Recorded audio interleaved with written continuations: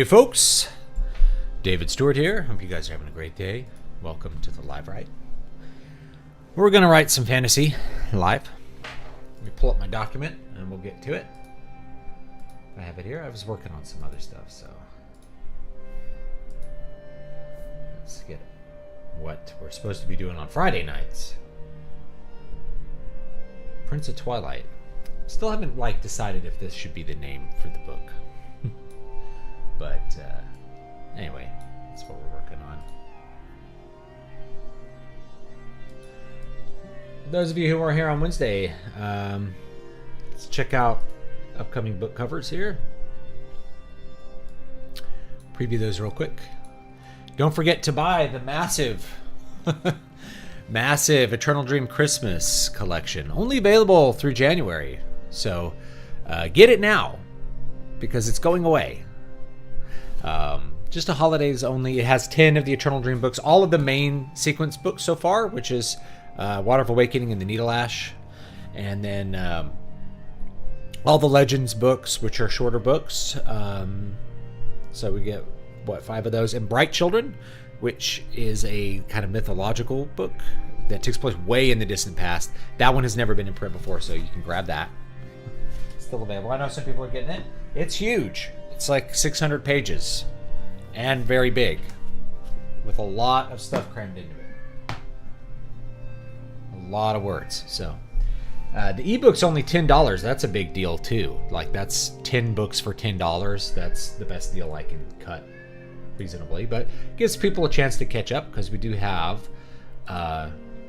King Leper coming out. So I showed some preliminary cover design for this. This isn't the final art, I don't think. It's from Jesse White, who I've had on the show a couple times. Great artist. I think, there's always a debate, what color are we going to do for the background? So I'll show you a couple options, which is this really, really dark blue is kind of what I'm a big fan of. Though lots of people liked the black. This is like a teal gradient. And we can do different effects with these as well, to get like a dark purple, or just black. So black is another one I did, where there's the full green. We just turn that off and we get the black. So I like the black. I'm a fan of the black. I think it really pops. Just sort of this black and a neutral tone. Looks very serious, But if we want it to have just a bit of a fiction feeling, we can kind of pull down the opacity a bit, get this nice teal color, which I like. So that's a cool option. Or just the dark blue. The dark blue is also a great option, I think. So blue and yellow, it's a good little contrast. You could try to pop the contrast up higher, but because this is a 3-tone painting, it's just ink and this neutral tone. It's really 2 colors, including white, black, neutral, and white. So 3-tone, or 3. It's not really 3 colors, but you get the idea. It's a little more harmonious like this. So some people ask, why do the more traditional? It's just something different. Like right now, if I look at my books now, we'll look at Needle Ash, which everybody should read. Characters that come. There's going to be some recurring characters from this and Water of Awakening in King Leper. This is a very 2000s era design. And there's nothing wrong with that because I wrote this and I put it out in the 2000s. Technically, I think 2018. Okay. A lot of fun. But, the Cinzel decorative font in gold, the photocomp cover with this kind of low angle, the really sharp contrast between dark and light. That's very 2000s era. Nothing wrong with that. I think it still looks good, but it does kind of say 10 years ago to me. Let's get Water of Awakening. Water of Awakening is a little more classic, but it's still going to be a very 2000s-ish cover design. A little more classic, a little more like what you'd see from paperbacks of yore. This is going to be a hardback. It's going to be a 550-page hardback for King Leper. So that's going to look more like a classic book, a classic fantasy book. Let's see if I have one here. have one.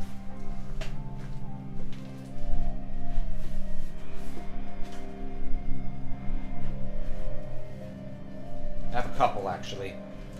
So, you know, if you want something a little more classic,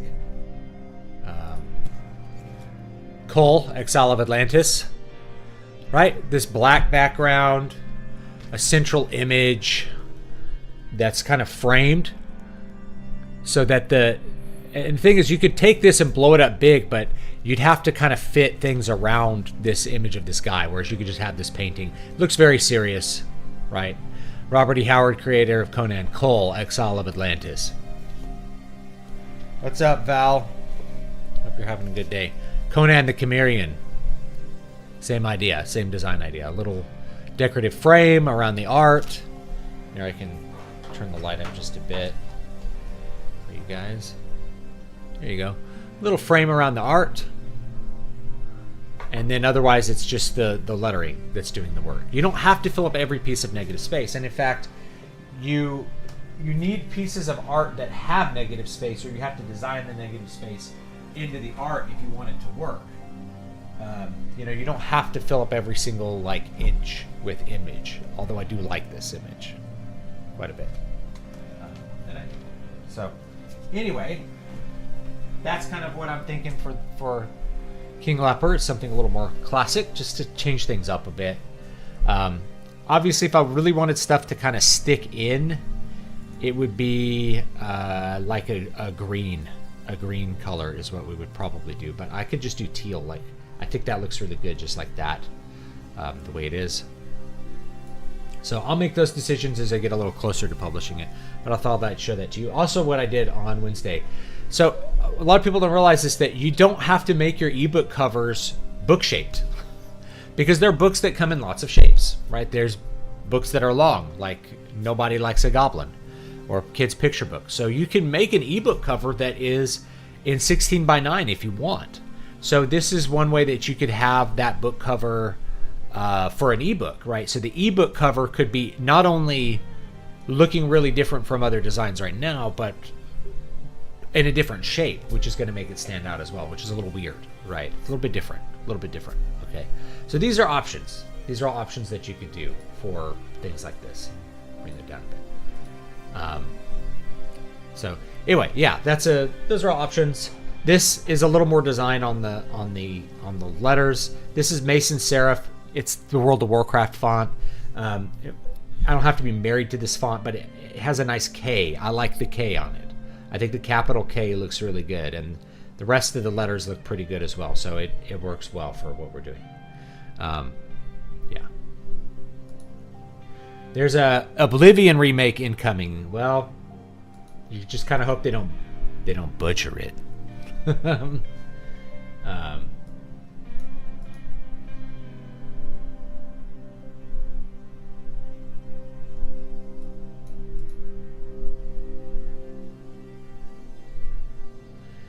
Finished reading City of Silver last night. Felt very different in tone from the prior Eternal Dream books I read, with the dirty, unromantic world. Yep, it's the future. It's the mundane world of the future.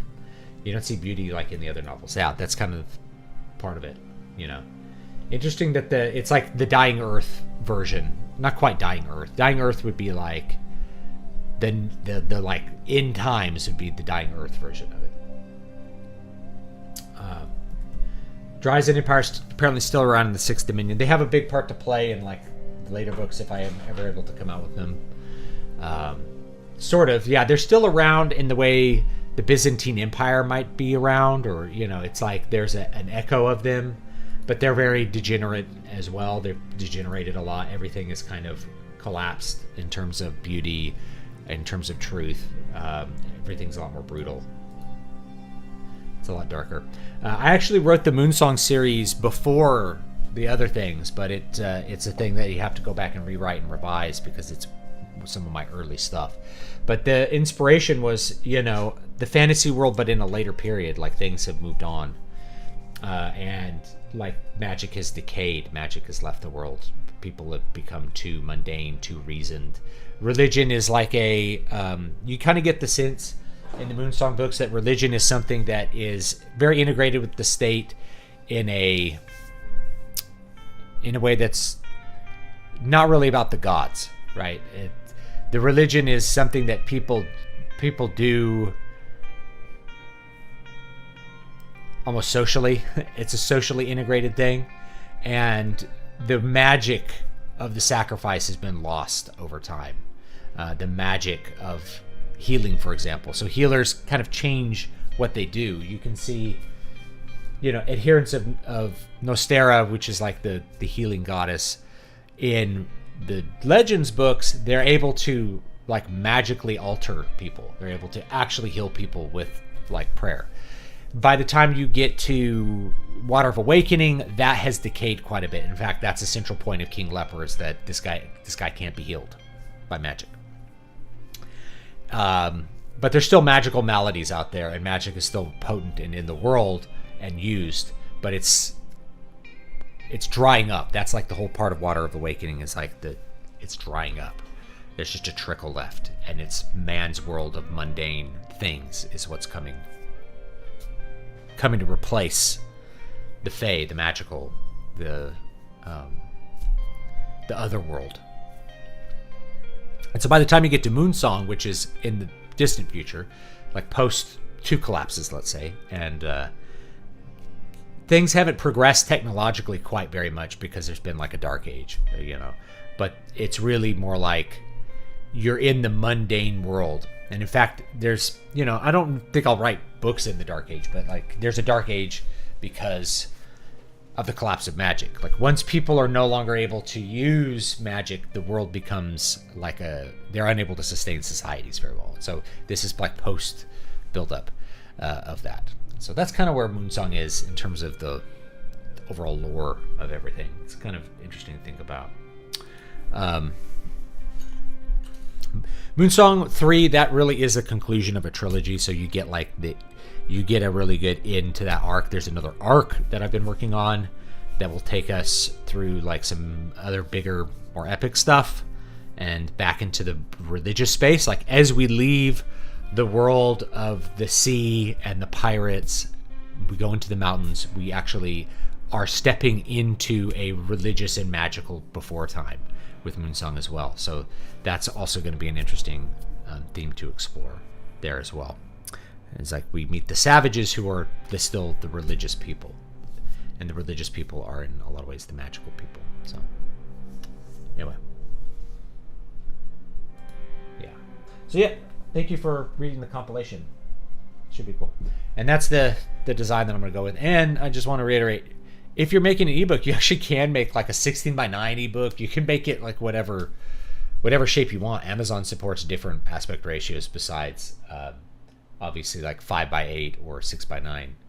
They can do anything. 6:9 technically being like a 3:2, right? This is like a 1.5 by like 2 or something. It's a pretty wacky aspect ratio, but it doesn't matter. So I can use that for the ebook, and that could be fun. It'd be something different, and then use this for the actual book. Looking at it on the live stream, I don't know. I could definitely make it like darker teal or something. You can play around with the layers to like get the color. I can get the color exactly the way I want it.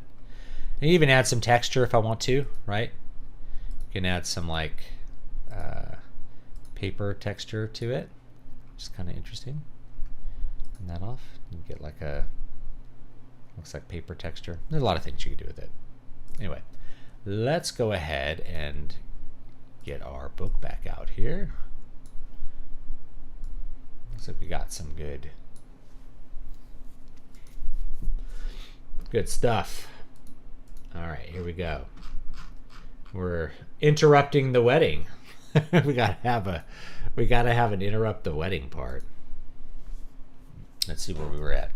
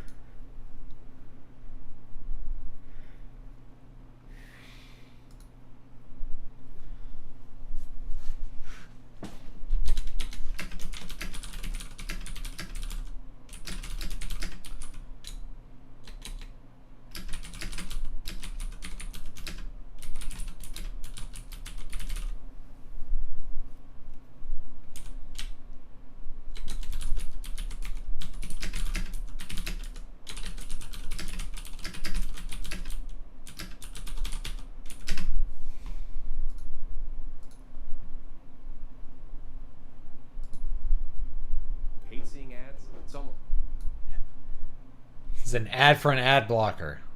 Lovely. All right. Put that over here. Okay, that's good. That's good. All right. Hopefully you guys can see this.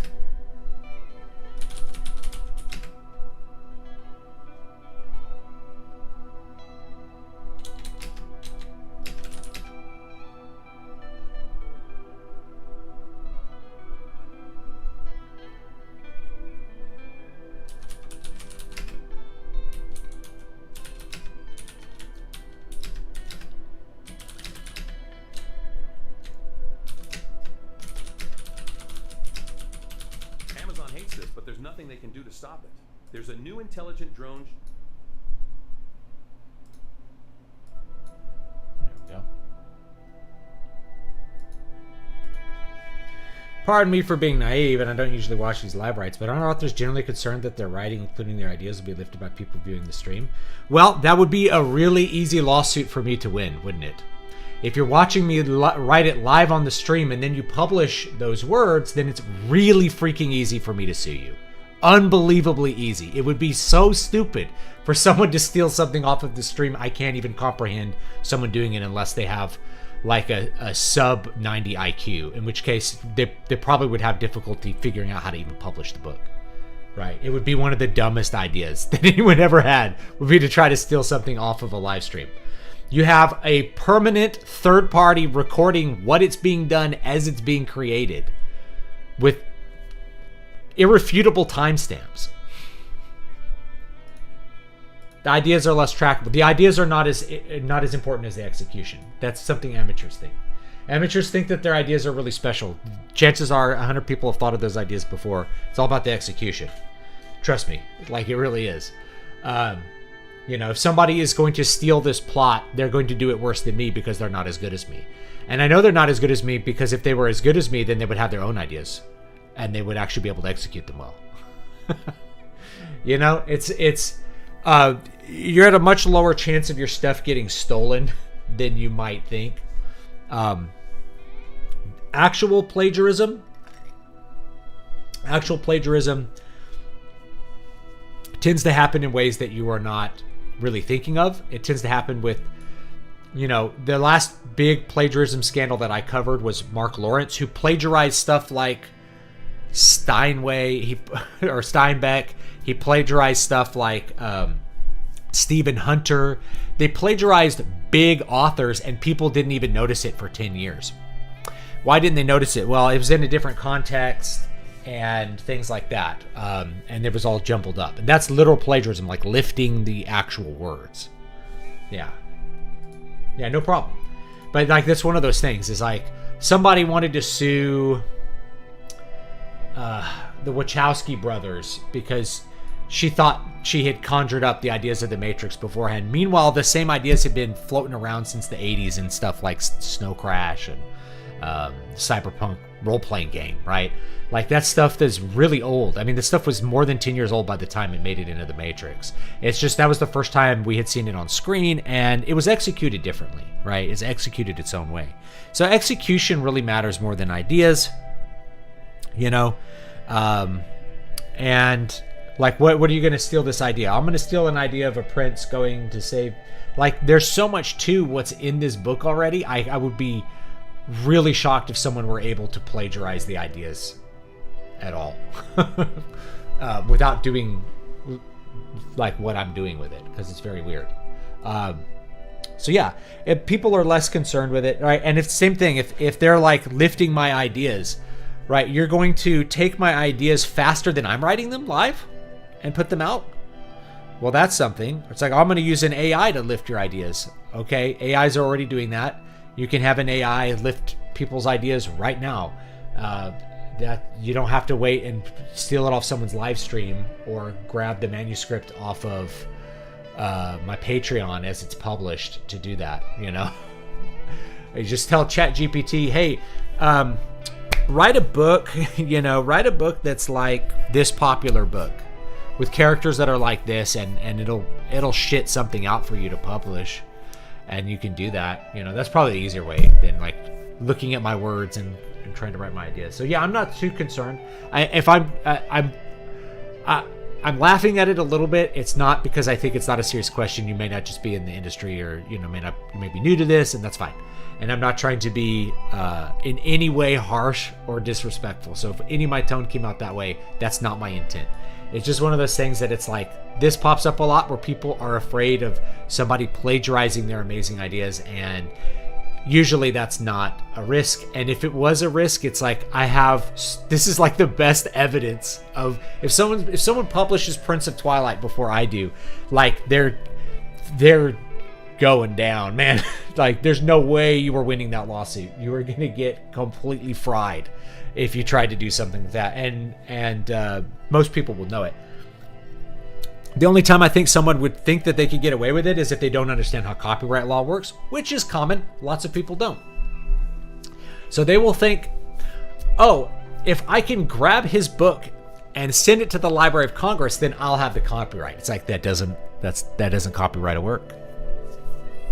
Copyright means I own it. I own it because I created it. You're watching me create it. So it'd be one of these things where, like, I fraudulently filed this with the Library of Congress. I'm like, great, you're now guilty of a federal crime, and I get to sue you. So don't do that. Don't take someone else's unpublished book and try to send it to the Library of Congress to register it under your name.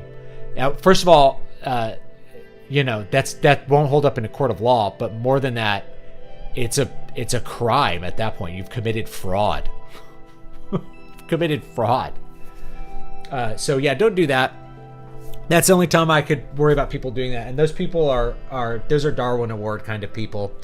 And I feel confident that somebody who's that stupid would probably have a really hard time. I mean, they wouldn't have that hard time because they could watch my channel to know how to publish it. You know, they could be, okay, I got this plan. I'm going to take his book and I'm going to register it with the Library of Congress, and then I'm going to put it out on Amazon. And then they lose a $100,000 lawsuit against me, and they're like, what happened? It's like, you didn't know the law. Like, did you ask a lawyer about your sneaky idea? Why would I ask a lawyer when I'm going to commit fraud? It's like, yeah, he would tell you not to do that. He would tell you not to commit fraud. That's what he would do. He'd be like, okay, you're going to lose this. You're going to get sued, and you're going to lose the lawsuit, and you might go to jail for this as well. So this is not something you should do. It's just not worth your time, right? And the whole thing is like, I'm going to steal your idea. It's like, no one knows who you are, so you're not going to sell any books. That's the other thing. Great, you stole my book. How many books have you stolen? How many books have you sold of my stolen book? Two? How come you only sold 2 if it's such a great book? Oh, it's because there's more to it than that, right? It's because I wrote, people buy the book because I wrote it, and I have a history of books, right? And they've read them before. That's why people buy the book. It's not just like, the book is so good. The book is so good, it's more to it than that. A little more to it than that. But if it was like they sold 100,000 copies after stealing my book, well, I'd just get all that money. I'll just take you to court and I'll get all that money and it'll be in my bank account. Thank you. Here's the live stream of me writing the book live. The words are being conjured onto the paper live. Here it is.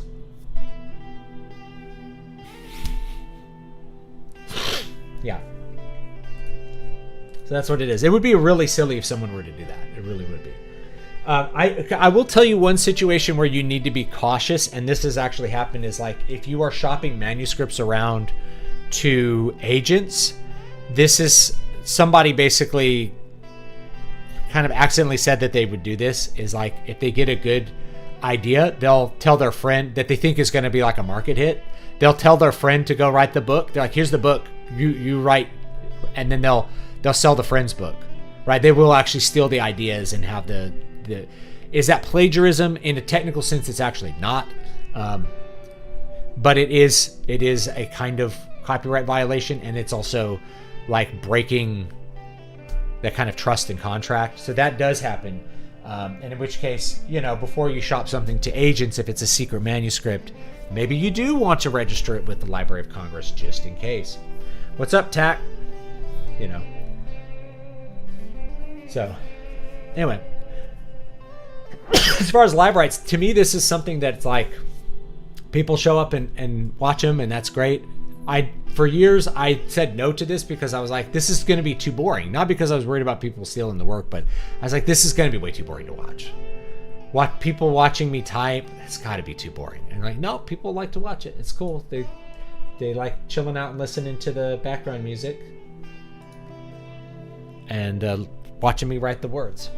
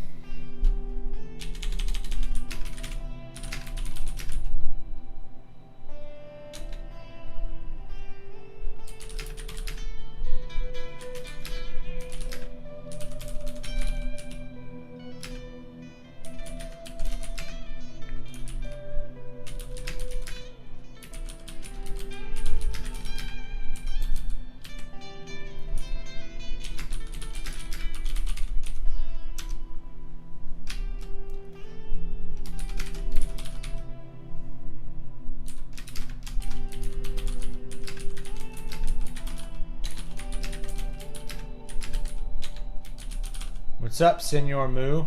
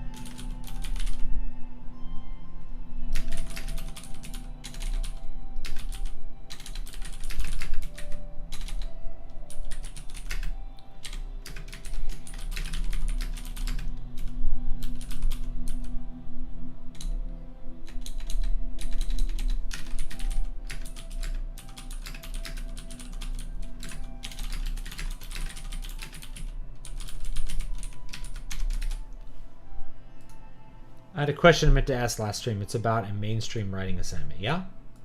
You can ask it here. How's the writing coming? Hey, you can get 10 of my books. You want these Conan books. I got so many books piled up, they're just falling down. Falling down. You get this one for free for joining the mailing list, Demon X Machina. What do we got? Chronocyte.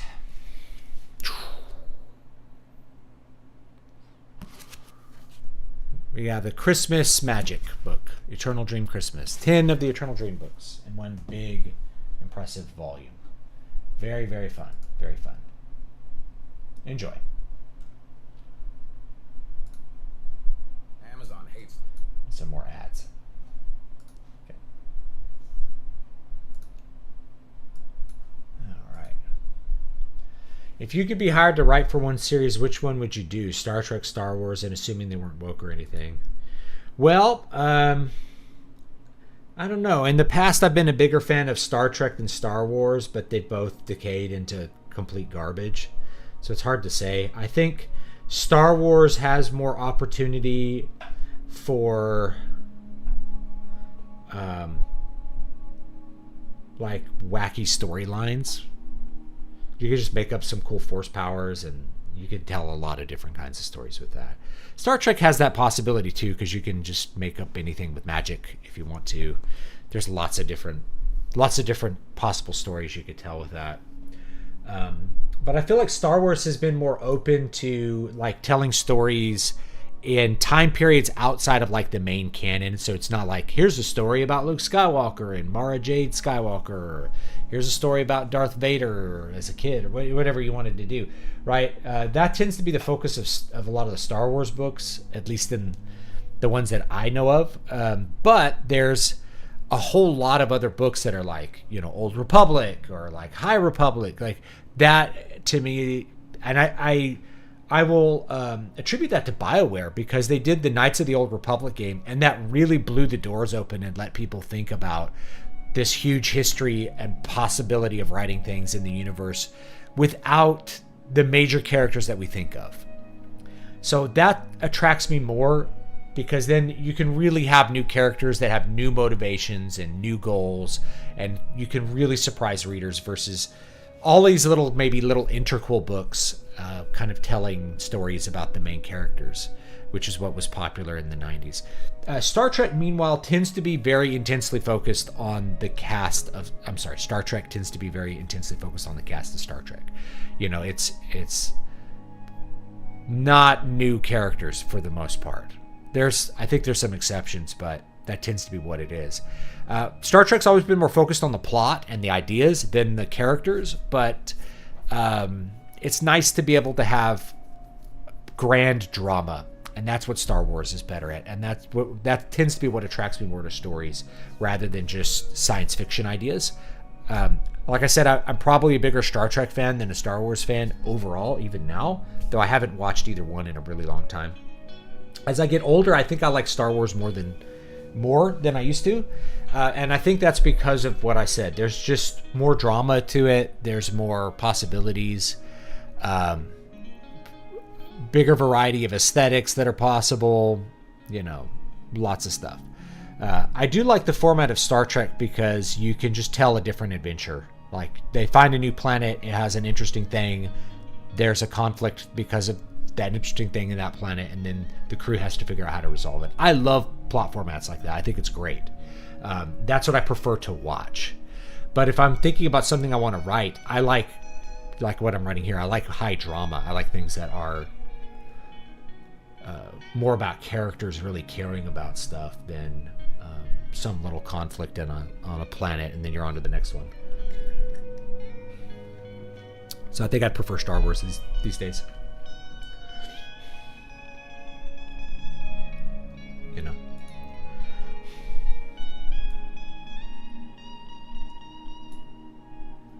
There's a novelization of the original Star Wars movie that I just never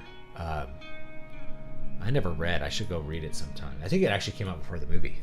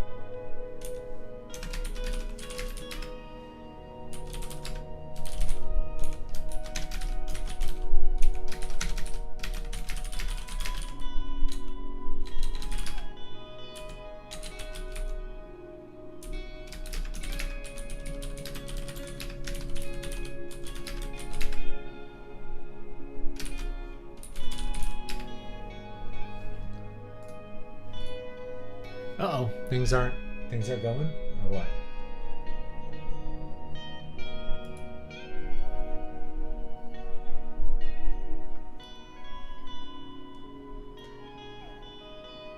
If it wasn't owned by Disney, yeah, say like Timothy Zahn and John Jackson Miller having written for Star Wars pre-Lucasfilm sell and also after it, yeah. I'm sorry, is the stream not working? It's working, looks like it's okay on my side. Is it possible to get a job when you've never gotten one before? It's Catch-22. Yeah. Yeah, you gotta lower your standards for what your first job is usually. So it depends, right? If you're 18, dude, there's so many ways to get a job and you can make good money, right? You know what my first job was? It was working at a chicken plant where we slaughtered chickens. It was a non-union job, so I couldn't actually work on the line, which paid better. But I fixed pallets and made pallets, like forklift pallets, and worked at a cold storage warehouse the second half of the day and drove a forklift and just did a job, man. I did a job for, I can say I've never worked for minimum wage. I think that job, the minimum wage is like $6.90, and now that job was $7.25, and then I got a raise. I got up to $7.40, which is good. I'm 22. Hey, man. Yeah, but the problem is you've been doing applications, right? So if you're doing online applications, don't expect to hear back. Like other YouTubers have covered this. A lot of those jobs aren't even real. They have to post them when they're going to hire someone internally. So like you can go get a physical labor job, not that hard, but most people don't want to do that, right? I worked with people who didn't speak English. I had to learn Spanish to do my job because that's the world we live in, is that employers will pay bottom dollar and hire immigrants to do something if it's an option. So you just have to lower your standards if you want a job. If you actually need a job, you'll find something to do. You can work for a landscaper, mow lawns. Just find people, go around, look for anywhere that says help wanted and get that job, right? In a lot of cases, it's not a good job, but you'll gain experience doing it and you'll learn a business. If you're 22 and you're getting out of college and you're like, well, I have a degree in blank. Great. That doesn't really mean that much. Actually, I remember Ronnie Coleman had this thing where like, yeah, turning 18 in 2020 is rough because the economy has been shit for 4 years. So it's kind of hard to like find those jobs. Maybe I'm just biased because I grew up in an agricultural area. I grew up in the Central Valley, at least as a teenager. So I had no problems finding ag work. Like ag work was easy. You just can have infinite ag work, and you can work under the table a lot of times too and not pay taxes, which is good. That's why immigrants do well, actually, is because they don't pay taxes. This is a thing no one ever talks about because people are either into like immigrants are MS-13 gang members or they're freaking saints because they don't want to live in a bad country that they were born in, right? But the truth is, like, immigrants really know how to manage a system and they actually don't care that they're doing bad things in the system. I know because I've worked with them for 20 years. I've worked all kinds of jobs with illegal immigrants. The businesses were happy to hire illegal immigrants as long as the immigrants could produce documentation that would allow them to file taxes and things like that. In a lot of cases, you would just pay day laborers under the table. So you'd pay farm laborers cash. You'd pay them cash at the end of the day. What would they do with that cash? They'd buy whatever they wanted with it. Now, they didn't report it, and so through the government, they got lots of assistance. They got food stamps. Their kids got free lunch at school, and they got the school paid for by someone else. They got Section 8 housing. So basically free housing or severely reduced rent housing that they didn't have to maintain, and they could just let go to shit, like whatever. And so you had this thing where, like, I taught in this community where you had all these houses where they were Section 8 houses. It was like Section 8 housing awful housing with like tarps on the roofs, kind of shitty housing. And in the driveway are like brand new Chevrolet pickups, brand new cars. Bought new, The kids have brand new iPhones. They're wearing designer clothes. How is this possible? They're all working under the table. So they get welfare plus they're working under the table for $150 a day. Cash plus benefits are making $120,000 a year. But they're getting $50,000 a year in benefits that they don't pay for. So, that's what immigrants do. You could do that too. I'm not telling you should do that or defraud anybody, but you just gotta figure out jobs that you can do. I know it's hard, and I'm not trying to say that you're not looking hard enough. Everybody wants a job where they can get paid basic wages. They want to be able to eat, and it's so degrading to have to fill out a job application because you just got to think about it.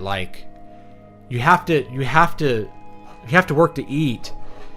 And you have to beg for a job. You have to lower yourself down. You have to be the lowest of the low to fill out a job application. It's just a terribly demoralizing experience these days. So I feel you. I'm just telling you, you probably have to think outside the box to get that job. And if you're waiting to get a first job at 22, okay. All right, I don't want to tell anybody to do anything dishonest, but I'll tell you what other YouTubers tell you to do, which is to just lie on your resume. Okay? I'll tell you what other YouTubers say. They'll say, hey, does the job say you need 2 years of work experience? Just lie. Just lie. That's what they will tell you to do. All the other candidates are lying. Any job I ever got was usually on the spot. I never got a job after filling out an application. I was usually asked to apply for jobs. Someone's like, hey, we need a band director. It's like, okay. I basically already had the job by the time I applied, Or, hey, we need there's a COS needs a guitar instructor. I'm like, I'm down. The application and hiring process was just to make sure I had the right documents and stuff. I had all the qualifications. It's like the job was basically already mine. But, I've done job applications as a young person, apply to deliver pizzas or something, right? Deliver pizzas for 1 summer. You do whatever you can. And actually, I remember working with guys, pizza delivery guys who they did fine, man. They lived on tips and kept their lifestyle really minimal, and they had a great life. I kind of wrote about it in a story called Jimmy Turns 35, I think. It's in the Afterglow, which you can actually get as a patron this month. It's in the Afterglow collection. Based on these guys I knew who delivered pizzas, they just worked really what we would consider menial jobs, but they did well at those jobs. They made plenty of money at those jobs. They didn't want to be managers because that's more responsibility, and you actually take a pay cut in a lot of cases. People only become managers at pizza restaurants because they're trying to resume build. It's like, if I don't care about moving on past this, what's the point? They have a really low-level lifestyle where they rent a crappy apartment. They can buy video games when they want to play video games. They don't eat out a lot. They get free pizza at the pizza place. And that's their life, and that's what they love, So I was somewhat envious of those people because they had no ambition. But, yeah, I mean, the other thing would be, I don't know, look up stuff on how to write a resume and put stuff in the resume that people want to see for the job. I work for a fireworks company in Olympia. I got hired on the day. We were just there for 4th of July show. There you go. I really liked the story of the other world. Sounded like WoW to me. Yeah. So anyway. See how Dutch workers remove rust. This steel...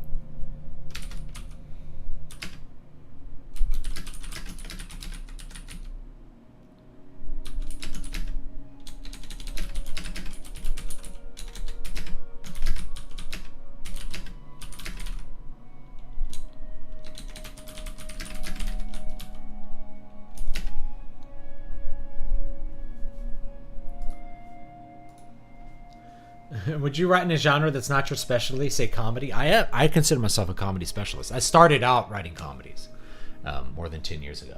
Yeah, I'd be happy to write comedies. So my first screenplays, all 3 of them were comedies. So I don't consider that outside my area of expertise at all. I love comedy, so yeah, I'd be happy to do that.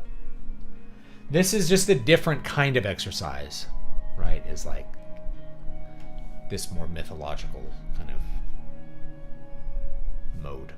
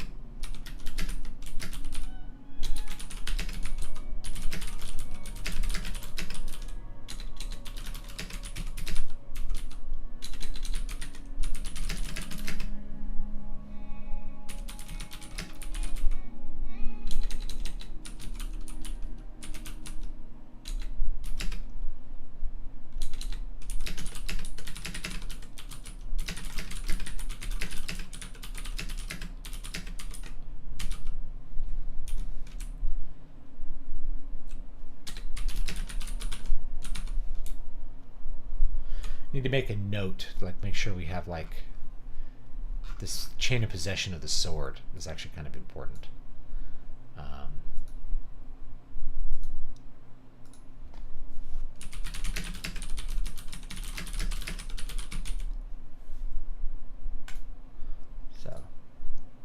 But I'm not going to go back and reread like a bunch of stuff to figure out. Wait, did I hand it? Who did I hand this to? We'll get it in the revision. Have you written in all genres? I wouldn't say that. There's way too many genres. Yeah, I wouldn't say that at all. I've never written a romance. I've never written romance, so.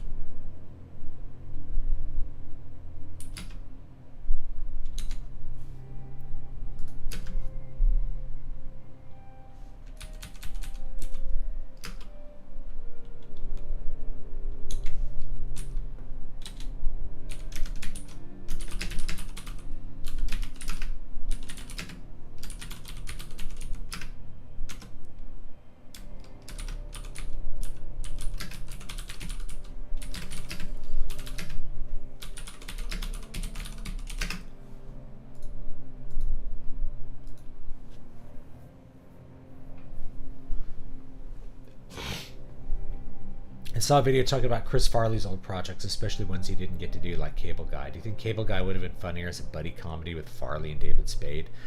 It would have been a different movie. It wouldn't have been the same movie at all. I heard he was considered for Ishmael and Kingpin. I don't know. I don't think about that stuff very much. So, you know.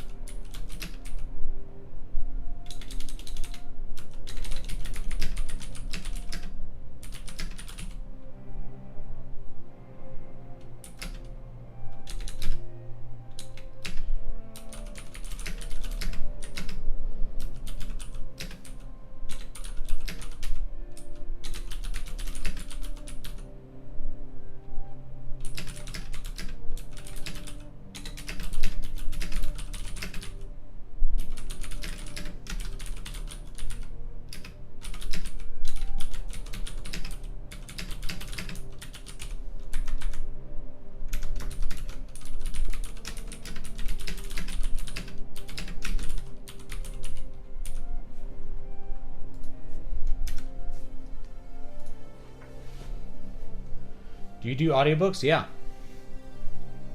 I've done a few. Yeah, I've done some. There's audiobooks of a couple of my books. I don't do a lot of them because unless the book is really popular, there's not a big reason to do it.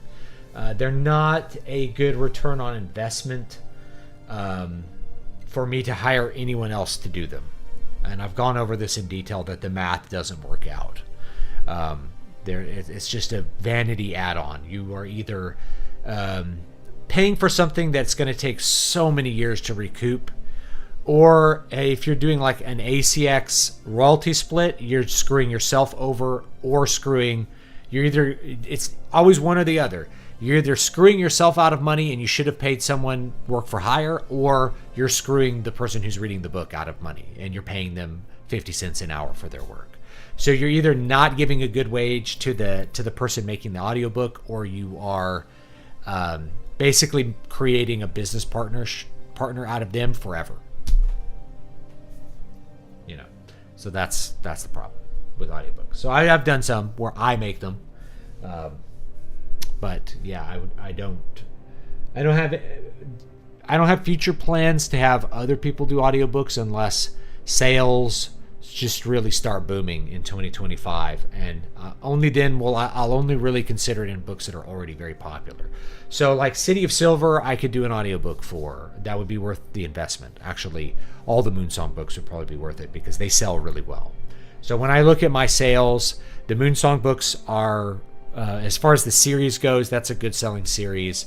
My horror books sell really well. Voices of the Void, there's an audiobook of that, and Eyes in the Walls, those horror books sell really well. So there's audiobooks for both of those. There's an audiobook for Keys to Prolific Creativity. This book right here, which everybody gets if they're on the Patreon as well, right? This is my nonfiction book, so audiobooks for that.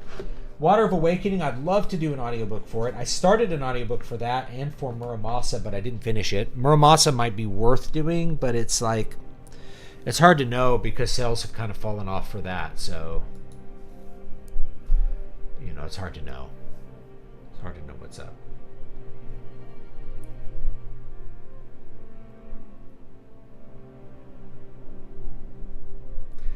Horror sells well. The reason horror sells well is it is a wider net. More people are willing to try out horror who aren't like, I only read horror. Whereas fantasy fans, there's a lot of people who just read fantasy, and the genre is extremely saturated. Now, I love writing fantasy. That's what this big book is. It's all fantasy. I love doing fantasy. You guys know that. But it's very saturated. There's a lot of competition. If I write a standalone horror book, it's a lot easier to get to any of the magic numbers you want to think about for like when you know that a book has been successful, like 1,000 copies. It's very hard to sell 1,000 copies of anything. Water of Awakening, I definitely moved more than 1,000 copies of that, but it's taken 7 years, right? Versus like moving 1,000 copies of Voices of the Void was like a couple months, really, you know. But because that was a 99-cent book, I only made like a couple $100s off the book. So you gotta weigh that, right? Whereas like City of Silver is fantasy, but that one sold way more. I don't know. That one's just a lot more popular. Maybe because it's more into like the dark fantasy stuff that people like nowadays. Whereas the mythological fantasy, it's just an older style, but it's what I want to write. It's the stuff that I care about. So I just do what I want. And if it doesn't sell that well, then I just adjust with that. Like cheaper cover, you know, or I don't do an audiobook or something like that. And I think it's easier to sell horror. Like I could sell Voices of the Void. It's Aliens meets Lovecraft. Eyes in the Walls. What if there was a you know, what if the dead bodies got up and walked around at the morgue and wanted to eat you? What if there was someone hiding in the walls eating dead bodies at the morgue? Whoa, gross. People buy that.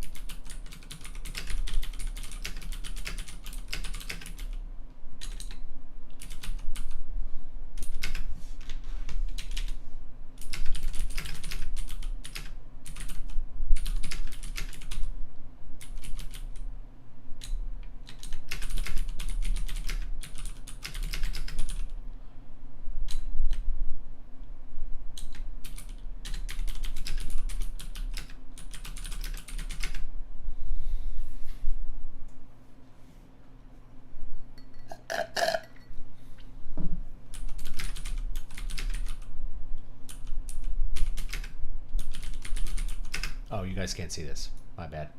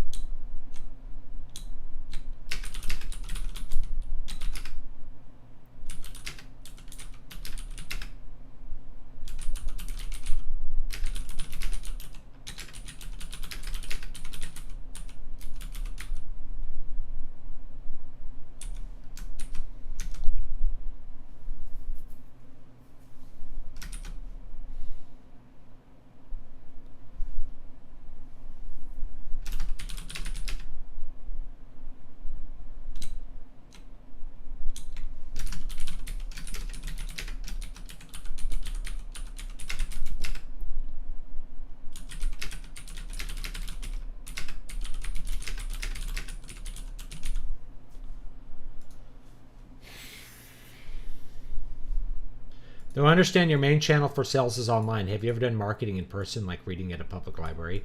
Nope. No one would probably have me. I wouldn't be allowed because I'm a persona non grata in the literary world due to my identity and my beliefs and my outspoken opinions. So no, I don't. I would never be invited to a library to read, nor would I be able to set that up. Nor would anyone buy a book if I did. I'd be very unlikely to sell anything. It's the same reason that I don't really do conventions. Like I would do conventions just to meet other people. That would be the reason.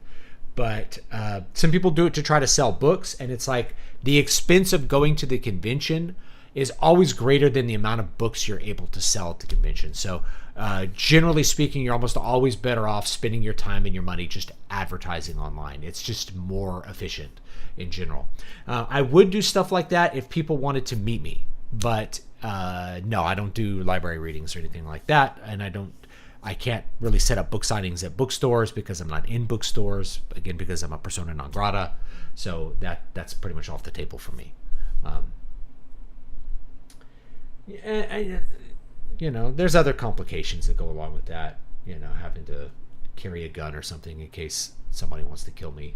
I've had a lot of death threats online over the years. None of them I consider super serious, so don't think, oh, he's complaining about death threats. Yeah, but people have actually attempted to call either employers or former employers to get me fired for various things. You know, that stuff happens. And it's real. Like it happens if you have a public facing persona online. That's what happens, you know. So anytime I'm doing something in person, there's an extra level of caution that sometimes needs to happen. If there's a potential for any kind of hostile person, then I have to think about that as well, and the safety of my family, things like that.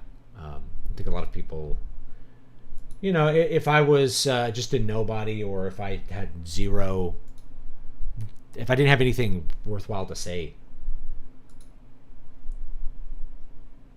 then it probably wouldn't matter that much. You just go somewhere and do something. But yeah, you're almost always going to be better off spending the money on something else if you're just looking at it for sales. Oh, look at this ad. Look at this hilarious ad. The internet knows I'm old now. Look at this. Meet women 50 plus. This is like an AI thing. It was advertising Ukrainians and Asians before. Single and in your 50s? Nope. Neither one of those. Just funny.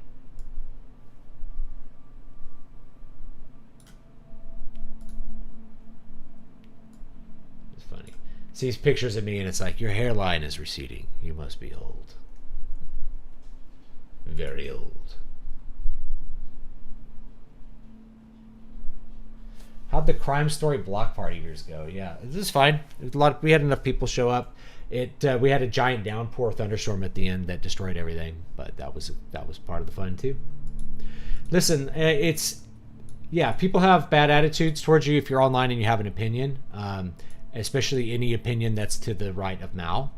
If you're a lefty, you're pretty much safe because most right-wingers don't engage in random violence against people who say things they don't like. That's just the difference between the different sides of politics. They don't, there's not a hatred of what people say so much as like, let me dunk on you. You know, the right wing guys are like, I'll dunk on you. The left wing guys are, I'll kill you. I will murder you because you said Star Wars sucks. That's when I realized that, by the way, that like fandoms are a religious thing and are full of crazy people. It was when I criticized the Star Wars movie and I had people wanting me dead, you know? And, anyway, that's that.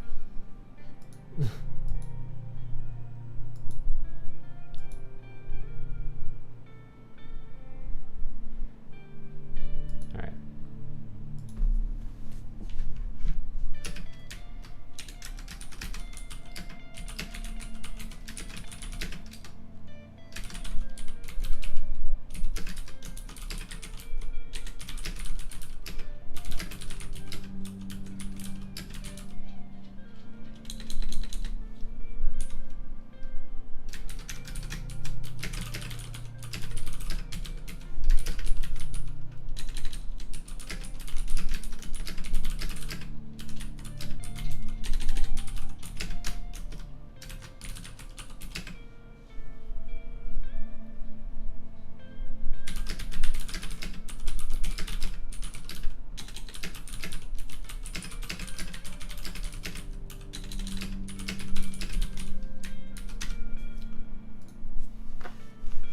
see the comments over at the new Superman trailer, the level of anger if you say the slightest thing about the movie. Yeah, people have a religious attachment to these intellectual properties. It's very disturbing when you stop and think about it. You know. Now, I don't think these people are serious. I think they're just emoting. I think most of the time they're hoping that like threatening someone will get them scared enough to make them shut up. But if they can get somebody fired or canceled, then they'll do that. Absolutely. If they can get somebody fired, they would love to get me fired. But I'm self-employed, so that gives me a little bit of protection. But if I was working, you know, if I had like a corporate job, or if I was working in like game development or something, if I had like a writing gig at a game studio, I don't know how long I'd be able to keep it before people got me fired for being Christian. You know, I don't really have any strong political opinions that aren't dogmatically Catholic, right? I'm against abortion. Can't get, yeah, fire him. It's against abortion. Yeah. It's like a very clear teachings. You know, it's not up to me.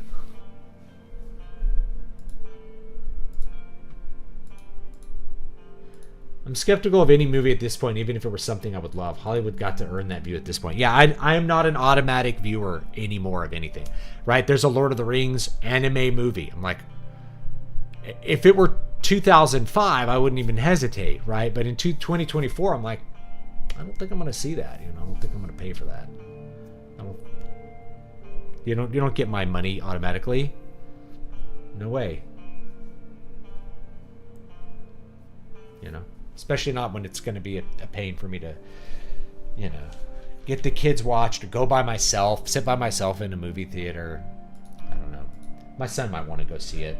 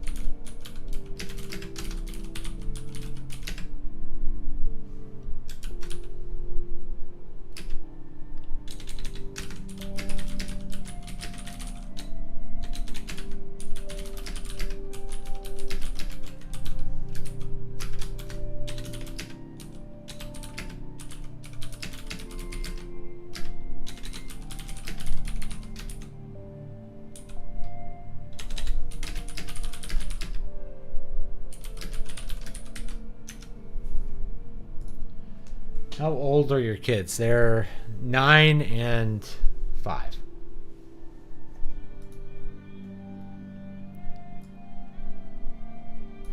I'm not interested in this new DCU thing. In 10 years, they'll just reboot it anyway. Now, people are crapping on it because it's James Gunn, but I'm like, you know, James Gunn really delivered the money for, you know, a very underrated part of Marvel, which was like Guardians of the Galaxy, and really delivered a movie that people liked. So trying to get him to at least kickstart a DC universe, that would be wise in general, and I think he would probably make a movie that a lot of fans would really like. I don't think he's anti-fan compared to like what's his face who did the Thor movie, whose name I've already forgotten because it's an ethnic name. Sorry, I'm a racist, I guess. Taika Waititi. I don't remember his name right now.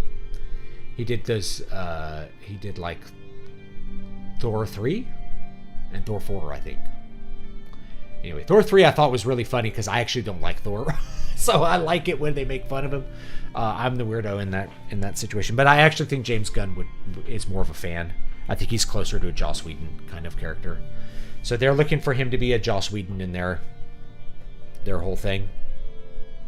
The problem is that what are you going to adapt? Where are you pulling from? Because all of the creativity in the comic side left like 30 years ago. And it's just been shit ever since. Marvel and DC both went bankrupt in 1997. People forget this. They've been bankrupt for 30 years and really just exist to hold IPs that they then turn into movies. And people buy and watch the movies because they remember liking the comics in 1989 and they take their kids. And now most of the people who like the MCU don't really give a shit about Marvel Comics. It's about the movie franchise, you know?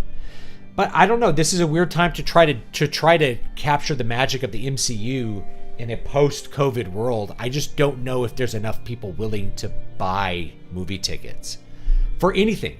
For Superman, for anything. You could have Iron Man 5 starring Robert Downey Jr., written by Francis Ford Coppola.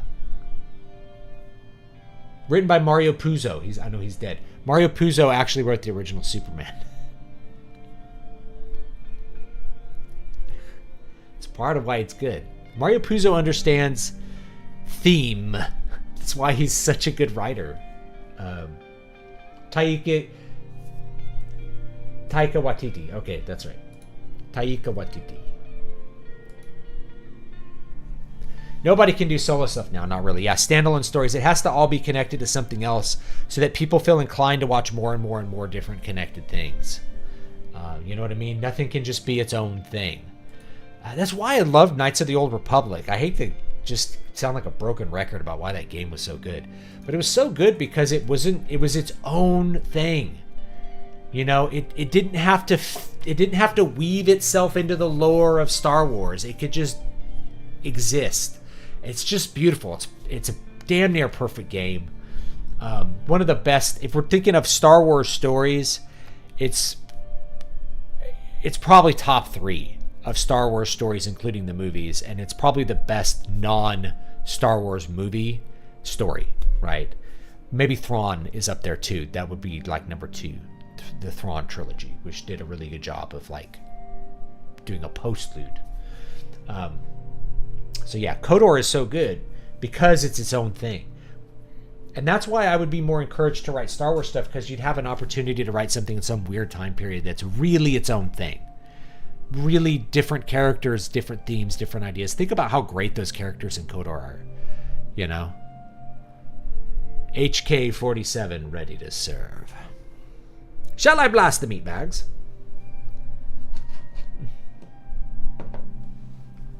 Yeah.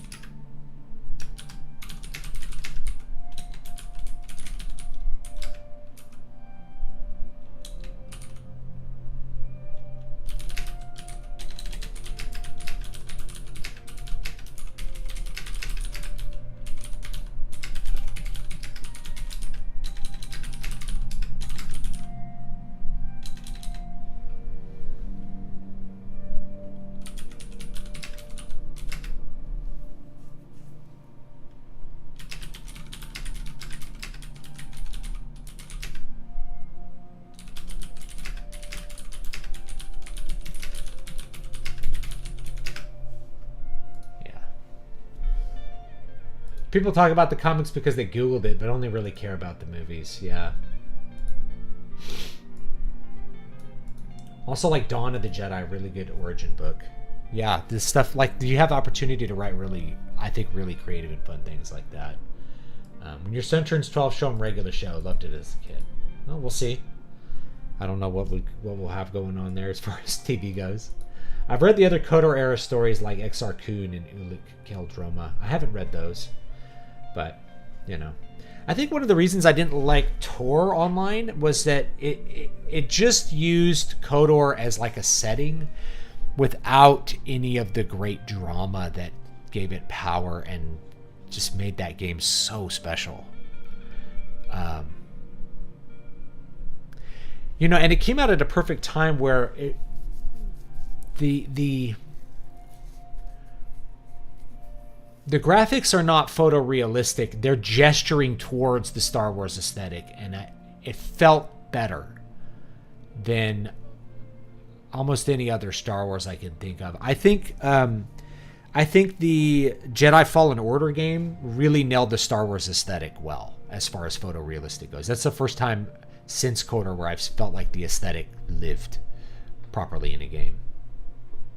You know, the story, it's kind of here and there, but like they nailed the aesthetics, and that's what I think Disney kind of figured out in their wisdom, that what fans of Star Wars really like is the aesthetics of Star Wars. That's what they love. That's what gets them really like hyped up, is those aesthetics. That's what they love. And so when the movies nail the aesthetics, people think it's Star Wars. I remember this from like the 2000s. People are like, these new Star Wars movies aren't Star Wars because they don't look like the old Star Wars movies. It's like, well, George Lucas has never stuck with one environment or setting for a movie, so of course they're not going to look the same. But you know, they're right. Like, the aesthetics are different. I love the prequel aesthetics personally, and I think KOTOR was very inspired by those in a good way.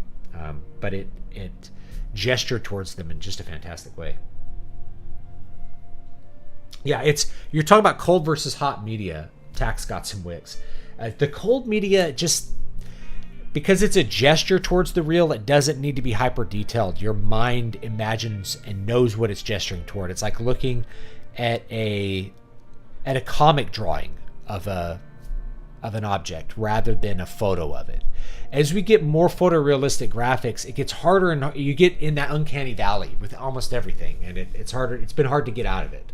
Yeah, it's been very hard to get out of it. So I really appreciate the more gestured kind of. That's why World of Warcraft, I think, holds up. It's the stylized graphics are colder. They're a colder medium when you have like obviously gratuitously strangely shaped chairs in an inn in World of Warcraft. It's like, obviously this is not what a chair would look like in World of Warcraft, but it's a gesture towards a chair because they needed to make a chair that had only like 12 polygons or something, and so they did that. The prequels, I don't think they have an entirely different aesthetic. I think the aesthetic is mostly different because it's in really different places. The original trilogy is kind of out on the edge of the galaxy. You know, you're in these kind of weird places on the edge.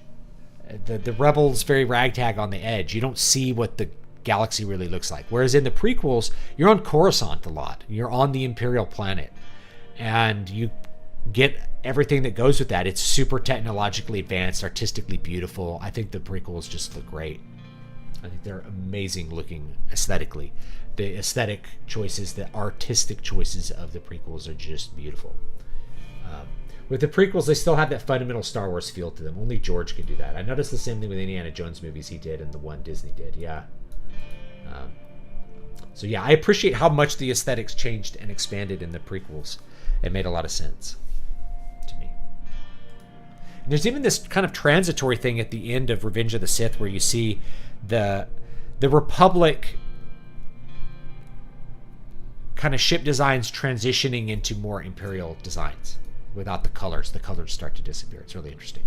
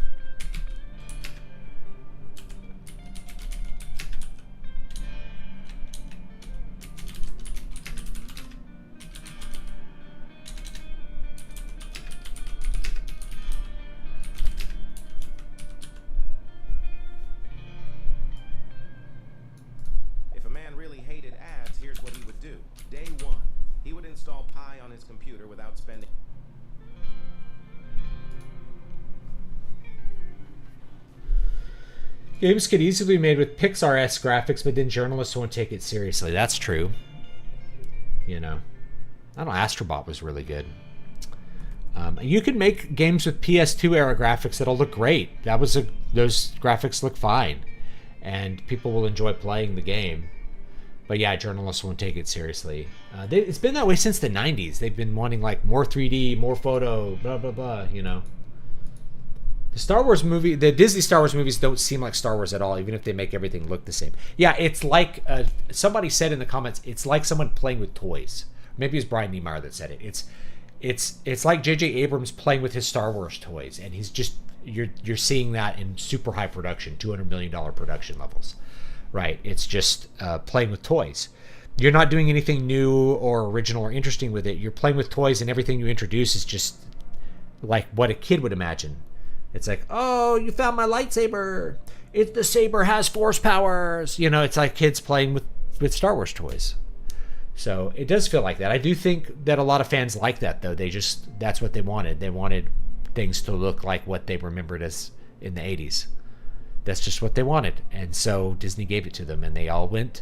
And, you know, Gen Y and Gen X went, and they took their kids, and they made a bunch of money with it.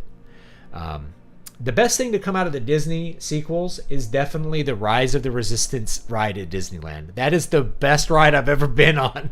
That ride is killer. Okay, so if you ever go to Disneyland, you got to go on that ride at least a couple of times.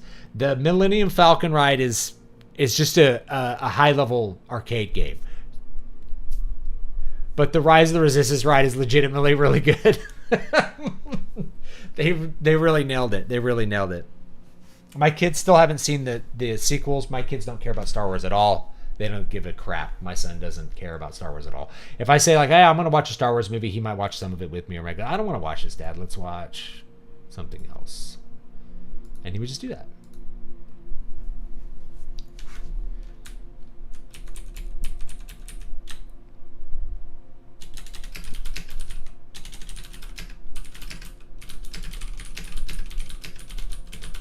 I need to finish writing this and not talk to y'all so much.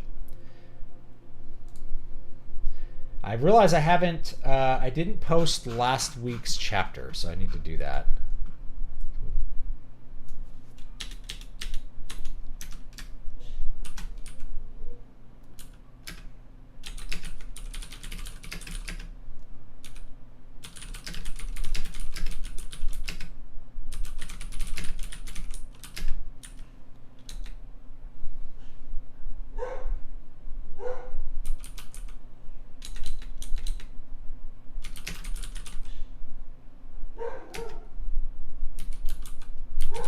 My dog. I'm guessing my family got home.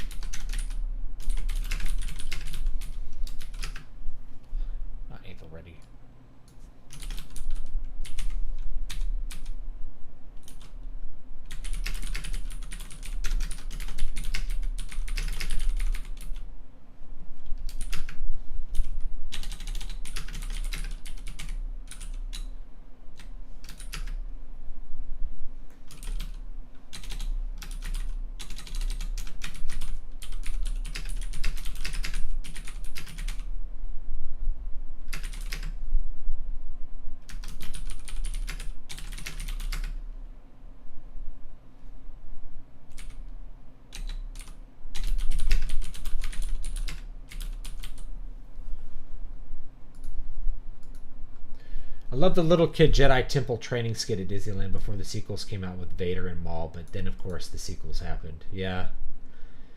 Yeah, and that's the other thing is like they replace all of the old stuff with the new stuff, and that just gets so tiring.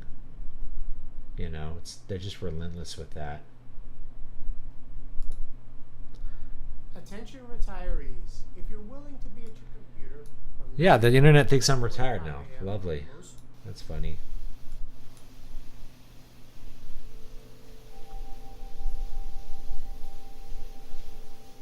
This is one of those things where it's like, they're listening to everything you say. I'm like, I don't know what I said to make them think that I'm retired. Maybe like my mom has a device that's hooked up. She's watching something on my accounts at her house. She's retired. This is a great video, man. You guys should watch this. I loved recording this. I can't wait to do more stuff like this. Get my whole kit out there. Get my Ableton push. Chill out on the... I'm gonna do some... I need to do... My last final improvs are gonna be... I'm gonna make them really weird. I'm gonna do like ambient Iwi. I'm gonna do some improv bass guitar stuff. I'm really looking forward to the Christmas break so I can do some really wacky things. So make sure you're subscribed to the music channel. Should be pretty cool. Make sure that's cranked up. Yeah.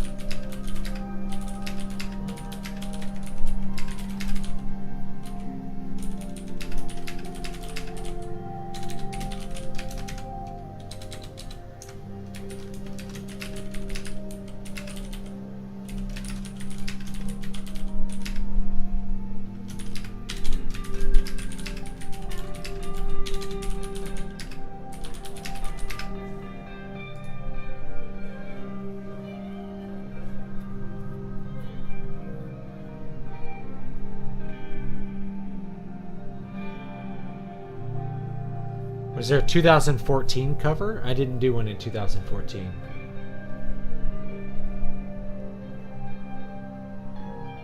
How's your ear problem going? Yeah, it's there. I mean, I still can't hear properly out of my right ear. I don't have an eardrum.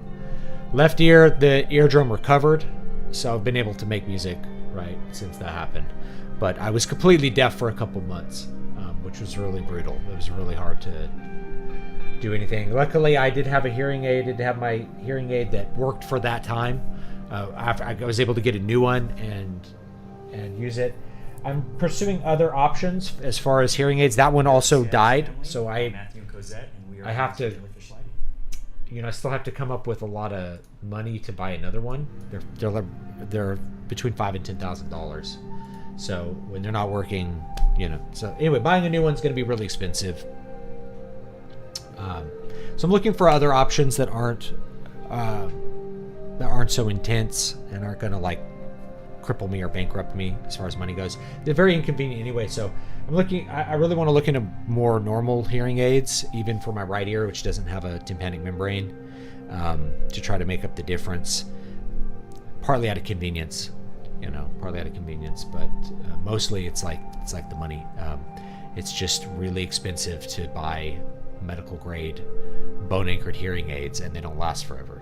So I don't know. I'll be trying to save up my money and maybe get another one, but I kind of want to invest some of that money pursuing some other options to kind of help. As far as making music goes, I can crank things up loud enough to hear. That's not an issue. Like, these monitors are super loud. I can get them. They're near field monitors and they're loud ones, so I can get them loud. So that's not an issue right now, but it's more just like everyday use. I don't have my bone anchored hearing aid here. I have to get more batteries for it. That's another thing. I'm out of batteries, so I can't use it right now. I have to go to the store and buy batteries. It's just a thing you have to do. So anyway, I'll be looking at, hopefully in the future, some other options, because it's just getting to be too much dealing with that thing. I'm starting to run out of time here too.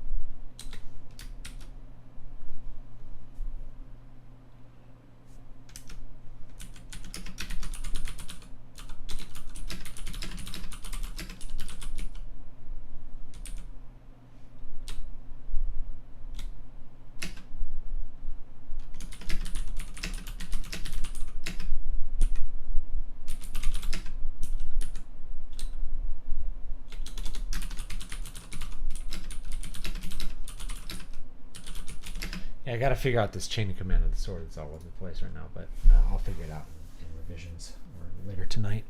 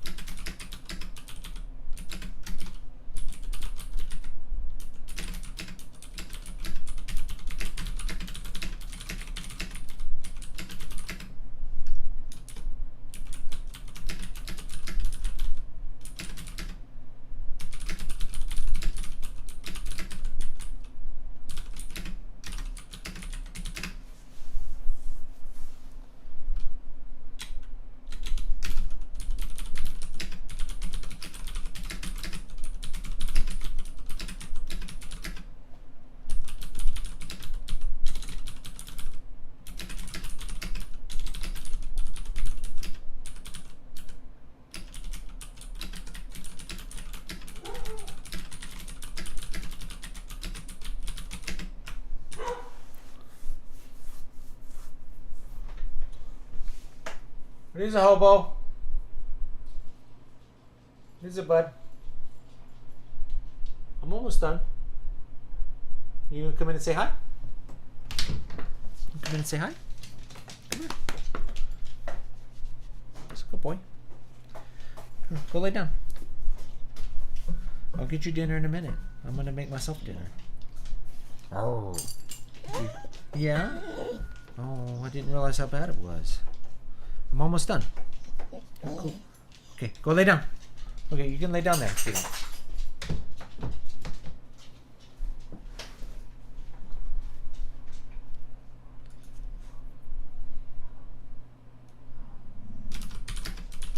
Oh, I hear those dogs now.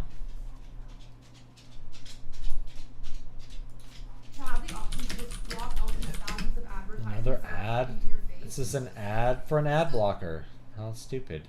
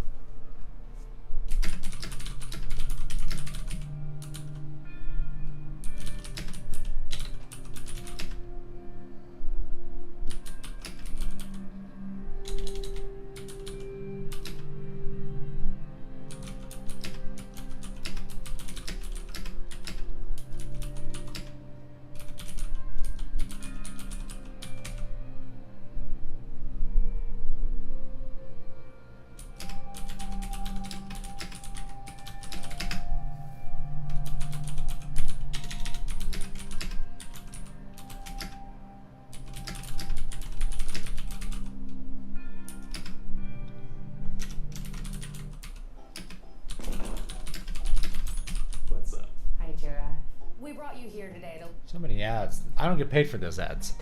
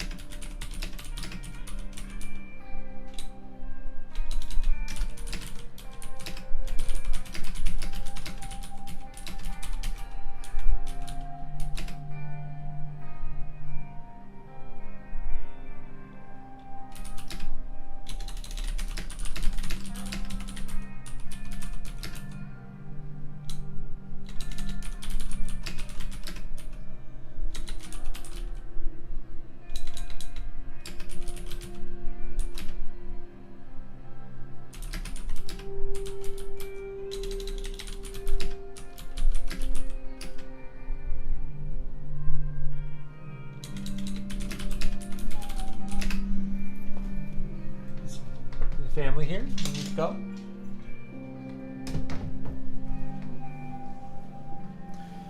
Alright, yeah, I'm running out of time. I really want to finish this passage though.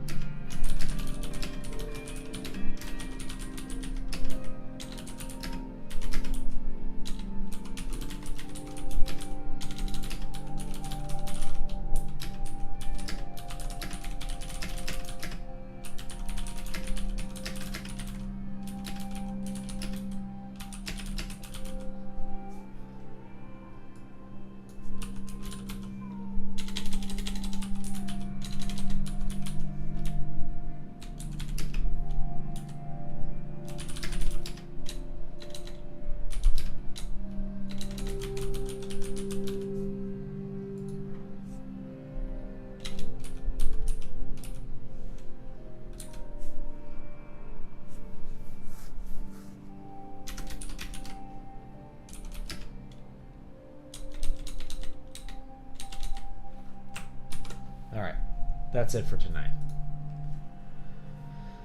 Okay, I gotta go. Gotta eat. Gotta take care of family stuff. Thank you guys for joining me. Let's see here. Let's figure out how much we wrote.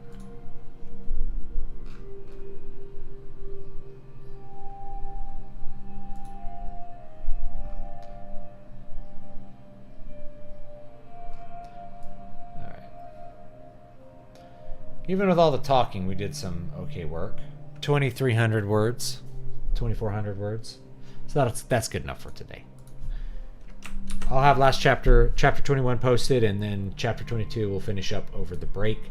No live stream on Christmas on Wednesday, but I'll probably do one on Friday of next week. Okay, I really want to get this book finished somewhere around the new year so that I can revise it and get it shipped next year after King Leopard. So this will be like book 4 here, I guess. So anyway, guys, thanks for hanging out with me.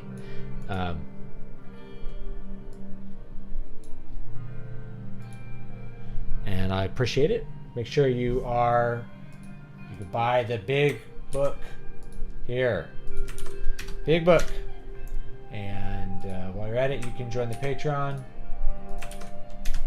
Free access to upcoming books, including this one. You get all the copies of the Livewrites, and then I'll probably have the revised version for you guys free as well before that goes live. So, and have a Merry Christmas. I hope everybody will have a great, or a Happy Hanukkah if you celebrate that. But yeah, Merry Christmas and have a great one, and I'll see you all next time. Oh, first I'll do this. Then we'll do, look, here's actually, let me show you this. Here I am, playing on my patio. All right, have a great one, and I'll see you all next time.